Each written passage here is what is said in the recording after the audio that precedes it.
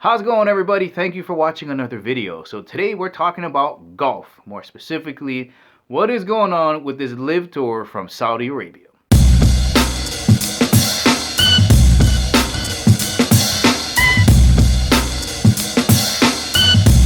Now, as I've mentioned in some videos before, I've been playing golf for a very long time. From an early age, my dad taught me how to golf from like 5 or 6. He was a single-digit golfer, and you couldn't find a more charismatic, perfect ambassador to golf in the late 70s and early 80s. Keeping in mind, back then, it was like Caddyshack world. It wasn't very cool to play. Golf still kind of had this attitude of being for the elite, but my dad, being the very humorous, entertaining fella that he was, made it very accessible for a lot of people. And as a result, he taught a lot of people, and I grew up wanting to play inside of the yellow lines on the PGA Tour. Now, if you've never been to a PGA Tour event, I recommend going to one because they're a blast. You're in this beautiful golf course, a lot of great food, a lot of great entertainment, especially if you go on Wednesdays. Normally, that's when the Pro-Am takes place. So a lot of celebrities show up to play with the pro golfers. And then that's when the tournament play starts on Thursday and Friday. Golfers try to make the cut to play on Saturday and Sundays. Now, as you can imagine, if you didn't make the cut to play on Saturday and Sunday, or even if you did make the cut but you placed on the bottom, you're not making a lot of money. And for the longest time, including now, I think that's okay. If you're not good enough to make the cut to play on the weekends, then you're not good enough to get paid. And as a result, if you look on the Golf Channel or do a little bit of research as to what it's like being a beginning golfer, it's a hard life. There's a lot of documentaries about guys traveling together in cars and vans and buses, staying in motels together, flying their families back and forth, having to pay their own entry fees, which are thousands of dollars sometimes. It's not an easy life in the very beginning. Now, if you think about it, most individual sports like golf and tennis, you're just trying to win that tournament. You're trying to win that prize money to make a living. There's no contracts involved with any cities or the governing body. You're just trying to make that money by winning the tournaments. That's up until now, and that's where the Saudi Arabian LIV Tour comes in. Now, sometime last year, I remember reading or hearing somebody was talking about Greg Norman forming a golf league in Saudi Arabia. Now, if you don't know who Greg Norman is, one of my idols from the 1980s and 1990s, the Great White Shack. This guy was awesome, an awesome golfer. And, the rumors went away. They kind of disappeared up until Phil Mickelson a couple months ago was making reference to joining this new Saudi Arabian league. So the new Saudi Arabian Golf League now has contracts with these golfers. They pulled them away from the PGA Tour, and the contracts are crazy compared to what they were making on the regular PGA Tour. So just for example, Dustin Johnson, Phil Mickelson, Sergio Garcia, they're somewhere between $100 million and $200 million to play on the LIV Tour. Now, to put that into perspective, a normal PGA golf tournament will have between 5 and 8 million as the total purse. The winner might get anywhere between 1.5 to $2 million. So if you do the math right, that's almost 50 career wins solved by just having a contract with the LIV Tour. That is insanity. And their purses per tournament are like 25 million, and there's no cuts. If you play, you get paid. So with that bit of information, I tuned into the first round on YouTube because I know they're not going to have any network coverage. And I noticed that to the left of the golfer's name, they had these little symbols. And I'm like, well, what are these little symbols? So I do a little bit of searching on YouTube and I find draft for LIV Tour. And I'm like, there's a draft? Let me just tell you what the format is and you're going to understand. There's 12 teams. There's 48 players.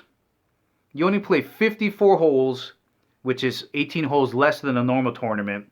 There's no cuts, like I was mentioning. If you play, you get paid. And the big one for me is that you got shotgun starts. All right, let's start off with the 12 teams, which I had no idea what was going on. I'm watching Greg Norman, who now is the commissioner of this new golf league, say that they got to pick 12 team captains, and the team captains are going to pick their teams. So there's an individual winner for the golf tournaments as well as a team win as well. So now, if there's a team that you want to cheer for, just like rugby, just like in Harry Potter, you can root for your favorite golfer and your favorite golf club.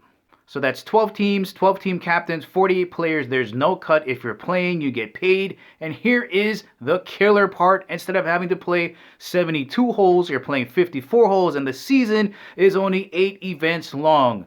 $100 million contracts, getting paid more money to do less.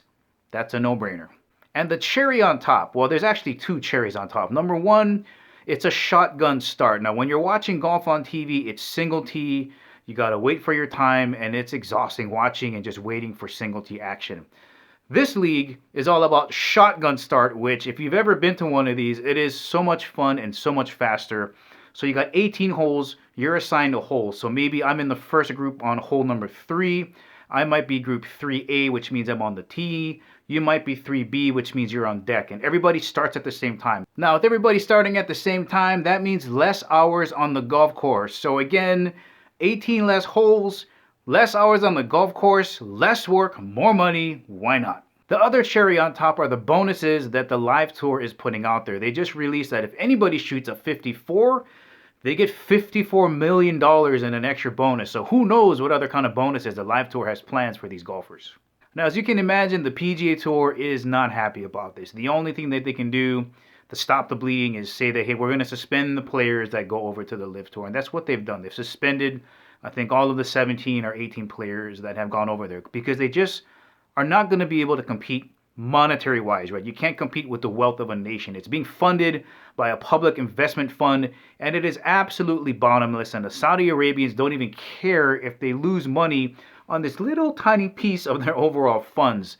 So the PGA Tour, not very happy. Nobody's going to care less about anybody winning on the Live Tour. But if you want to rack up as much career victories on tour, that's when somebody's legacy comes into play. Now, for the golfers that are already established, like Dustin Johnson, like Phil Mickelson, like Sergio Garcia, maybe even Tiger Woods, the legacy has already been set, and there's nothing really keeping those golfers from going over to that tour. So then you think, well, the PGA Tour has the 4 major golf events like the Masters and the US Open.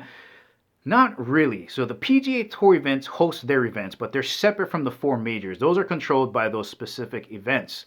So really there's nothing to lose there. And I don't think those 4 majors are going to follow what the PGA Tour is doing, because in the event that more top tier golfers kind of defect over to the Live Tour, you want to have the ability to have the best golfers in the world compete in the major tournaments. Otherwise, if the best golfers aren't at the majors, whoever wins it basically has won against a watered down field, and those majors really start to lose their importance.